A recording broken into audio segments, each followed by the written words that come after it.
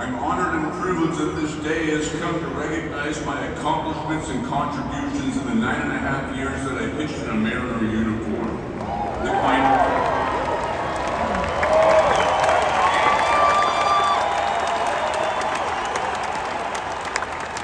number 51 being retired, joining Jackie Robinson, Jr., Edgar, and Ethan.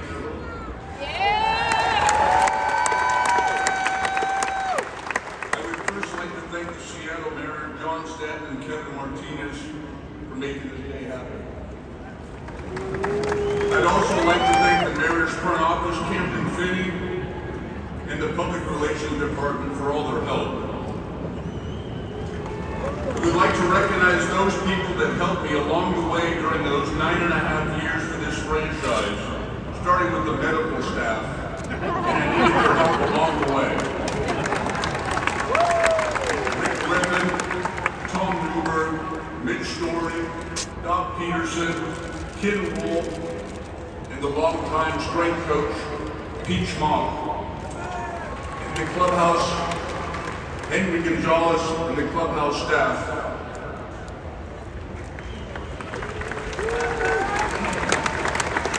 I'd also like to thank some of my teammates who are here behind me.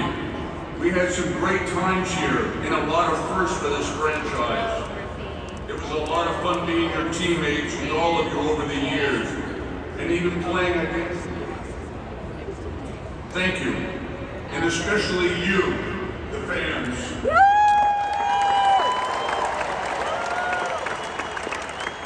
For supporting the first number 51 that was here.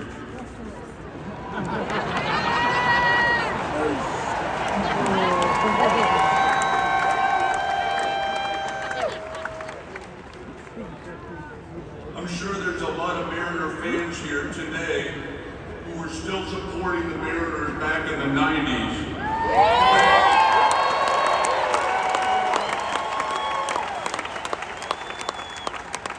But for those of you that are too young to have seen me pitch, well, as Dave Niehaus would say, dust off that VCR, sit back, and you're in for a ride.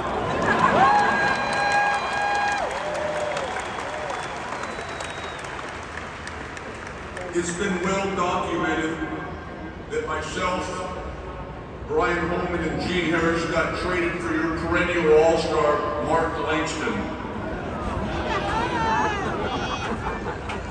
I wasn't the best pitcher in the trade. I wasn't even the best athlete in the trade. Brian Holman was the best pitcher, and Gene Harris was the best athlete. As I pitched every 5th day as a Mariner, I did just enough to create interest and optimism. Even with my no-hitter here, first in Mariner history,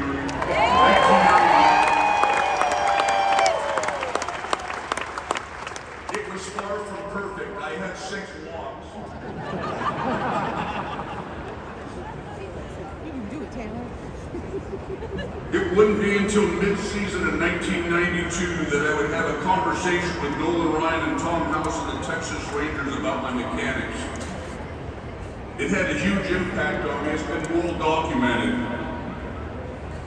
I would pitch against Nolan later that same year in Arlington, and everything would come together on that given day in Texas. I would strike out 18 batters in 8 innings.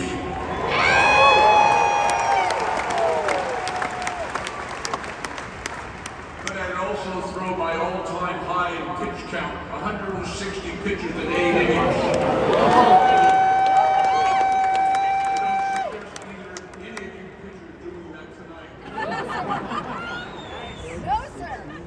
As my mechanics fell in place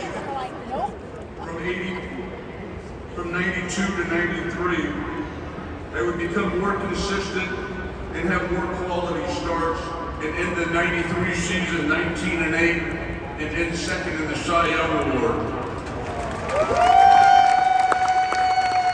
The 94 season would come to a stop, unfortunately, but during that time, I would continue to work on my mechanics that Nolan and Tom House had helped me with. I would also stay busy working as a bouncer and checking IDs and learning one-liners at Swanee's Comedy Underground. Anybody remember that place?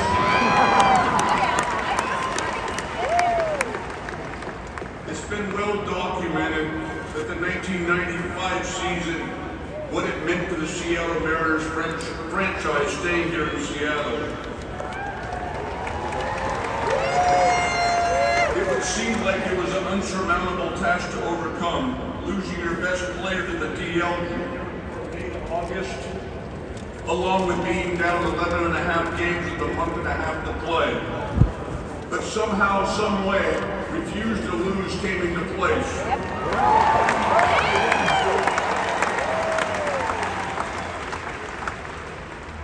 Boarding a plane in Arlington, Texas, the last game of the season in '95, we were told that we had the same record and somehow we had overcome the deficit. We would have a one-game playoff in the Kingdome, which was right over there.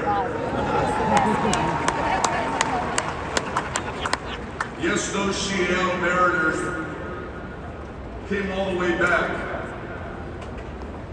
At the same time, my career would come full circle. The same pitcher that I was traded for in 1989, Mark Langston, now with the Anaheim Angels, I would be facing in that one-game playoff. It would be everything that you would expect, a pitcher duel. Somehow, some way, we had scored a run in the first 5 innings. I finished what I started. I went 9 innings.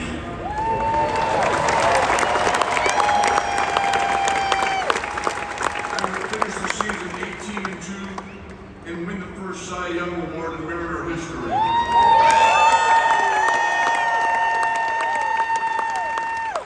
The 1996 season started off great for me, going 5-0, but unfortunately it came to a halt in May with back irritation, and I had to sideline and miss the rest of the season with my first back surgery.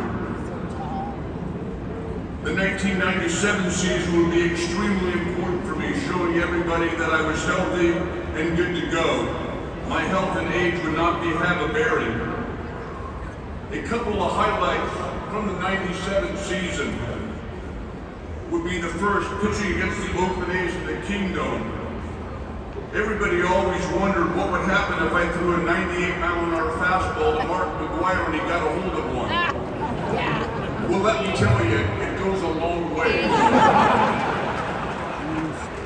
The only thing that stopped it was a cement wall in the Kingdome. And surely where it landed, nobody was expecting a souvenir ball up there.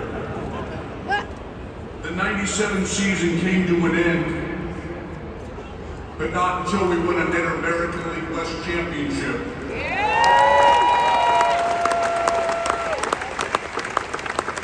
I would go 20-4 and finish second in the Cy Young, and eventually we would lose to Baltimore in the playoffs, unfortunately. Sorry, man, bad time. No worries. After being gone for 2.5 years from the Mariners, a new player would come to the Seattle Mariners, one of the greatest hitters of Major League Baseball history, and a legendary player for the Seattle Mariners, Ichiro Suzuki.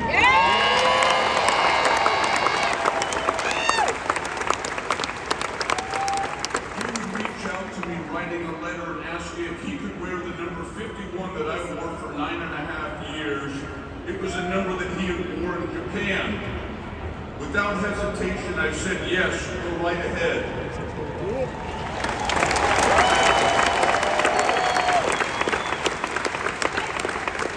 He would do things that have never been done in Major League history, and he would become also a Hall of Fame player as well.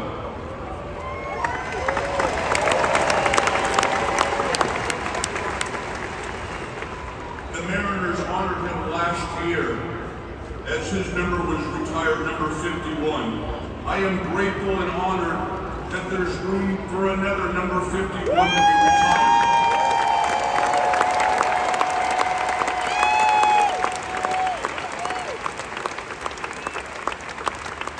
One number, 2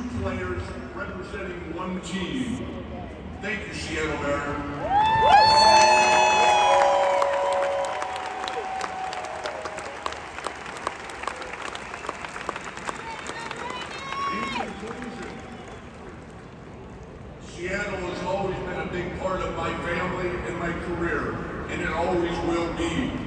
So hear it firsthand from me. Who can forget about the Supersonics? Mount Rainier, Rainier Beer, and the music scene. I learned a lot here, on and off the field, and I will always be thankful for my time playing here with the Mariners and for the fans who supported us. Thank you.